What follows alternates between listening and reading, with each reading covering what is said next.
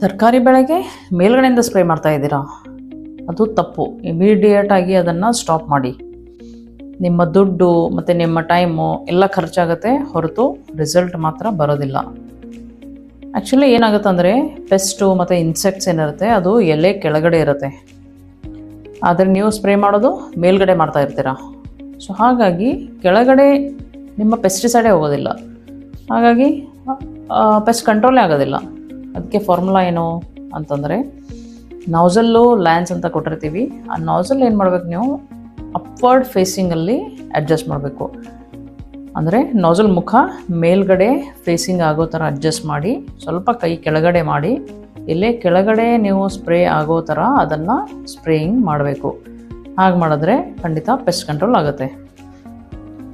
Second, spray ಮಾಡೋ time ಏನಂತಂದರೆ ಬೆಳಗಿನ ಜಾವ ಅಥವಾ ಸಾಯಂಕಾಲ. ಅತಿ ಮಧ್ಯಾಹ್ನ ಸ್ಪ್ರೇ ಮಾಡೋಕ್ಕೆ ಹೋಗಬೇಡಿ. ಹಾಗೇನಾದರೂ ಮಧ್ಯಾಹ್ನ ಸ್ಪ್ರೇ ಮಾಡಿದ್ರೆ ಅದು ನಿಮ್ಮ ಬೆಳೆಯನ್ನು ಸುಟ್ಟೋಗ್ಬಿಡುತ್ತೆ. ಇದೆರಡು ಫಾಲೋ ಮಾಡಿ ನಿಮ್ಮ ಬೆಳೆಯನ್ನು ಉಳಿಸ್ಕೊಳ್ಳಿ.